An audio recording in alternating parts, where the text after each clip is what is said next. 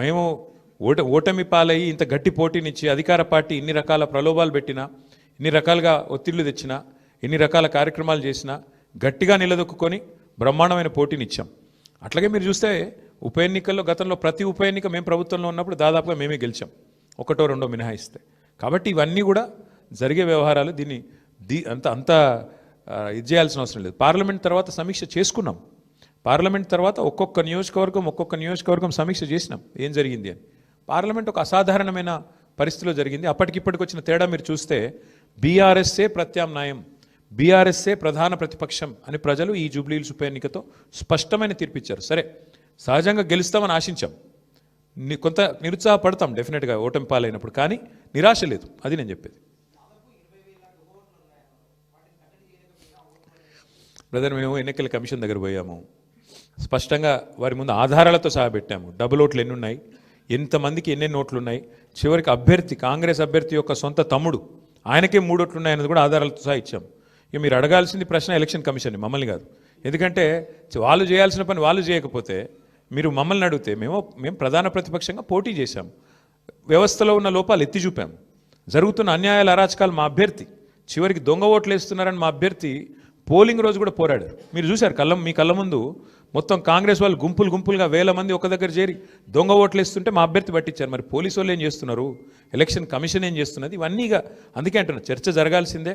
ఏ రకంగా అధికార యంత్రాంగం పనిచేసింది, ఏ రకంగా ఎలక్షన్ కమిషన్ పనిచేసింది, ఇవన్నీ మీ ముందున్నాయి. సరే, ఇప్పుడు నేను ఓటమికి నేను సాకులు వెతకట్లేదు, నేను వాస్తవాలు మీ ముందు పెడుతున్నాను. ఎలక్షన్ ముందు పెట్టాను, ఎలక్షన్ తర్వాత చెప్తున్నాను. ఏదేమైనప్పటికీ మేము మాత్రం డెఫినెట్గా ప్రజల్లో ఉంటాము, ప్రజలతోనే ఉంటాము. ప్రజాక్షేత్రంలో ప్రజల సమస్యలే ప్రధాన ఇతివృత్తంగా ముందుకు పోతాం, ప్రజల కోసం పోరాడుతూనే ఉంటాం, ముందుకు పోతూనే ఉంటాం. Thank you. మరి ఇప్పుడు అల్టిమేట్గా ఎలక్షన్ ఫలితం వచ్చిన తర్వాత ఏం జరగబోతుంది, రేపు ఏమేం జరగబోతుంది, ఇంకా 3 ఏళ్ళు ప్రభుత్వం ఉంటుంది అంటున్నారు. సో మరి ఆ 3 ఏళ్ళు ఏం జరగబోతుంది చూద్దాం. ఎందుకంటే అల్టిమేట్గా ఈ ప్రభుత్వం తన వైఖరి ఏమైనా మార్చుకుంటుందా, మార్చుకోదా, మళ్ళీ శని ఆదివారాలు పేదల కొంపలు కూలగొట్టే పని చేస్తూనే ఉంటుందా చూస్తాం. మేము చూస్తాం, మీరు చూస్తారు. ప్రధాన ప్రతిపక్షంగా మా పాత్ర మాత్రం మేము బలంగా పోషిస్తాం. ప్రజల్లో మాత్రం ఎక్కడా తగ్గకుండా ప్రజల తరపున మాట్లాడుతూనే ఉంటాం. ఈ విషయంలో మమ్మల్ని ఏ రకమైన వారు ప్రయత్నాలు చేసినా మా గొంతు మాత్రం నొక్కలేరు, ఇది మాత్రం పక్కా. ఇప్పుడు మీరు చూస్తే పశ్చిమ బెంగాల్లో బీజేపీ నుంచి పోయి ఒక ఆయన ఎమ్మెల్యే గారు ముకుల్ రాయ్ అని తృణమూల్ కాంగ్రెస్లో చేరారు. హైకోర్టే కొట్టేసింది, ఆయన డిస్క్వాలిఫై చేసింది. మరి పశ్చిమ బెంగాల్లో జరిగింది ఇక్కడ కూడా జరుగుతుందని మేము కూడా ఆశిస్తున్నాం. ఎందుకంటే న్యాయమే కదా. యాంటీ డిఫెక్షన్లా దేశమంతా ఒకటే ఉంది, బెంగాల్కు వేరే లేదు, తెలంగాణకు ఇంకోటి లేదు. కాబట్టి మేము కూడా ఆశిస్తుంది ఏంటంటే ఇక్కడ కూడా 10 ఉప ఎన్నికలు జరుగుతాయని ఆశిస్తున్నాము. అయితే ఇక్కడ గమ్మత్ ఏంటంటే ఒక్క ఉప ఎన్నికకే మరి ఇంత అపసోపాలు పడ్డారు కాంగ్రెస్ వాళ్ళు.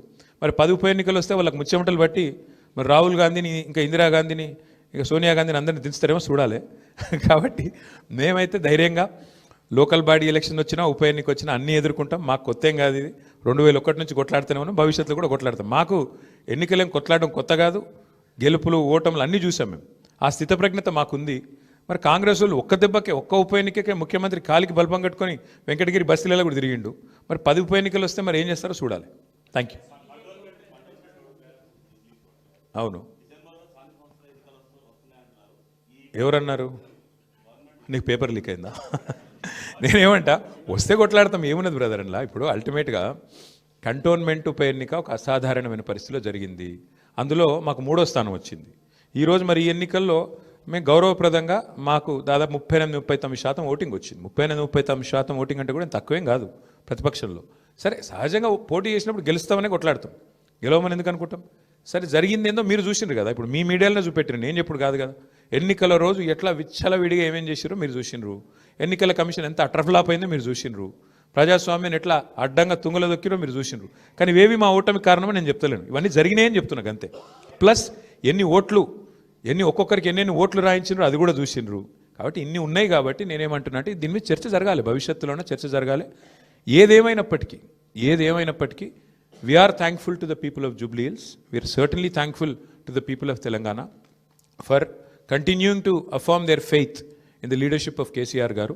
We will fight on public issues, we will fight on all people's issues till such time as KCR Garu once again leads the state of Telangana, and we will continue to do our job as the principal opposition. Thank you. Congress మీకు కనబడతానే ఉంది కదా brother. Last 2 days